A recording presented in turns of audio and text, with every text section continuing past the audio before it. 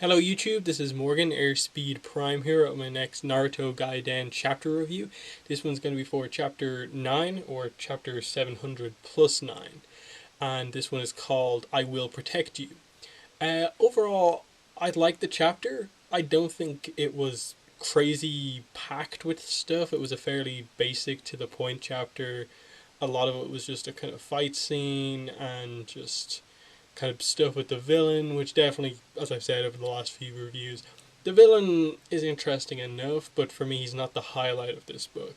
The highlight of this series is definitely Sarada and that whole Sakura, Sasuke, Sarada family dynamic. Plus, seeing like Naruto kind of be an adult now and stuff like that. That's the highlight here. And this episode kind of just showed a little bit more of that. That okay, we got a bit of focus on the villain, and it kind of just took a little bit away from the chapter. I still want some explanations on him, but right for really, all his only role for the story is to kind of just be there for our characters to kind of really just take down. Like there doesn't seem to be anything in terms of massive development for him, and with potentially only one, maybe two, three chapters to go. I think most people assume it's ending next week. Uh, the last chapter's got a lot to do, and I'm a little bit concerned. Like, are we going on to a new arc, or is this just Naruto over now? Like, as of like next chapter, because that seems really weird. Like, okay, it's just a side story, but just that he would bring the series back just for this, and like there's no setup ready for the Boruto movie in terms of Boruto, so I'm a little bit kind of like, you kind of need to do more manga here. Like we need more chapters, so we'll see how that goes next week. Either way, for sure that the highlight of this chapter though was just Sarada. You bring the title into play. I will protect you. It's her focusing on wanting to save her mother. At the start she gets a little bit distracted. She's thinking about all the times like Sasuke is saying stuff like, "Oh, he's kind of defending Sakura when like they're like, is she gonna be okay?" And he says, she's not that weak. He's kind of admitting that he's to blame for everything that happened. Why Sarah doesn't really know him that well. He's taking kind of responsibility for kind of what's gone wrong. And she's just like, okay, all of these things, but Sakura is my mother. She raised me, but Karin has been confirmed to be my actual mother. And then Naruto just kind of glances at her, and she kind of focuses herself. That no, like the seventh said, I have to focus on protecting, finding my mother. And really, that's what this was about. This whole chapter, in terms of a theme, was just about Sarada just focusing and just her desire to find and then protect her mother. Obviously, I thought the ending of the last chapter was going to lead into this one, and Sakura was just going to destroy all the Sheens, just like it wasn't even going to be a contest. And because the series is there's so few chapters, they really cut that fight short, and so like she didn't seem in terms of massive danger in the fight, but before anything could really happen, obviously Naruto, Sasuke, and so on, everyone arrives, and then the betrayal happens. So Sheen is about to basically use all them for spare parts, sacrifice them to get out. He doesn't care about his clones at all, and then they turn on him and stab him, but he's still not fully down. And it's this big shocking moment that his clones have turned on him. And looking back, you could sort of see it coming. You could sort of see the focus on the clones as he was kind of describing his plan and the way he sees his clones. You could sort of see what they were going for here, that they weren't going to just take this. They weren't just going to accept that, oh, he's the main one, we're just clones, we'll just do whatever he says, and they're turning on him. But it's not for like good and like they're going to be saved. They turn on him and they become the villains of the story. And it was just a little bit like, okay, I see what you're doing here. You're giving everyone a chance to basically fight a bit. Naruto does the shadow clones. You get to see more of Sasuke with the Susanoo and stuff like that. And I think for sure the prime reason that it's like this is so that Sarada is going to get at least a little bit of a fight scene at the start of the next chapter. Because, of course, when everything's going down, someone throws one of those giant knife sword things at Sakura, and she's kind of taken aback by it, and Sakura turns her Sharingan on and jumps up in the air and does the Shanaru super strength punch and just makes the ground explode. So she's kind of, I suppose the implication here is that she's kind of inherited the strength of Sakura plus the Sharingan from Sasuke. So, inadvertently, like before we get any full explanation, showing us that no, she is definitely her daughter. It's not Karin, despite the glasses and all the things they're leading us towards. She realistically couldn't have done something this powerful without that.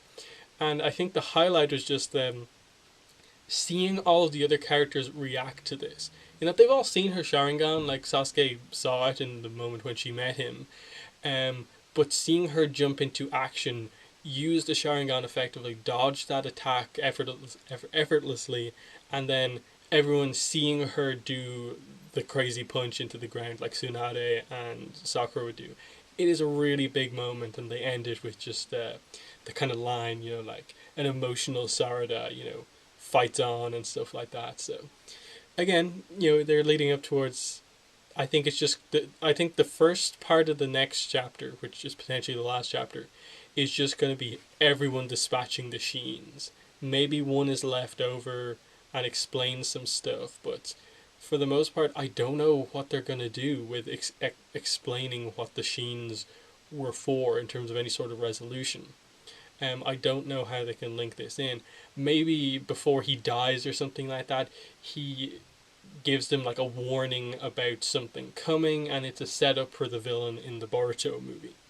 Maybe that seems like the only way that this can actually resolve itself well, because other than this, it's just kind of like, okay, you're one of Orochimaru's experiment. You have this special power. You want to bring the Akatsuki back because you think humans, when they're at peace, don't evolve, and you want evolution. You want war. Now you've been defeated. What? Like, I just don't know where things are going with him. So I would assume that's gotten out of the way. A little bit of a fight, explanation, and then the series, this arc will end with just maybe, okay, everything's at peace. Finally, they can just talk without something dramatic about to happen, and Sarada goes up to Sakura and like apologizes for running away and everything that went on, and says that even though you're not my like real mom, you are my mom or something like that, and that you are my mother. I don't know this other person, and she's just like, okay, I don't really care about Karin anymore, and Sakura is gonna be like, huh? And like, and she's gonna look to like Sasuke, and he's gonna be like, huh? Karin? What? And then Suigetsu's gonna be there like, I caused this, and just like runs out or something like that, even though he's not there. So I think that's ultimately what's gonna happen. Like, she's gonna accept that blood ties aren't the only thing that matters, and that she's accepting Sakura as her mother. She was the one who cared for her and raised her whole life, and finally she has her father back in her life. Things are fine. Maybe they'll give it a little bit of an explanation, but then finally the reveal will just come out that no, I definitely gave birth to you. Don't know what you're talking about there. All this crazy stuff happened and you were kind of led astray, but I'm your mother. And it's just kind of like, okay, super happy ending. And then you just cut the Sogetsu like, I didn't do anything, and so on. But again, I don't really know what they're going to do. Maybe they'll end it with then just a little bit of a time skip and like, okay, Sarada now after meeting her father and especially the influence that Naruto had on her in this series is probably going to be like, okay, I do want to be a ninja. I want to be like Naruto, the seventh Hokage, because in the Boruto movie trailer, she says that, and Boruto doesn't want to be the Hokage. So I find it interesting that like the Uchiha kid is the one who wants to be the Hokage now, because it seems like what they're going for is that the fathers are going to be more of the mentor to the other's child. So that's a really interesting dynamic that I didn't think that they'd go down the road. Like Sasuke is going to be like training Boruto, and um, like Naruto is going to be, I suppose, the one that Sarada looks up to more than anyone. Um, so that's interesting. And then they'll probably end it with just like cut ahead. She's been put on the same team as Boruto and Mitsuki, and then they'll just end it like, see what happens next in Boruto the movie. And I really think that's the only way they can really effectively end this series in one chapter. But still, that is a big stretch to say that they'll end a fight, explain the villain away, set up Boruto the movie, resolve the whole "who is my mother" situation effectively, and give resolution just with her and her parents, and potentially set up like the teams and stuff like that. Give Boruto a kind of another scene in the series, and maybe have some sort of resolution between him and Boruto in this series before it kind of kicks off again, leading into the movie.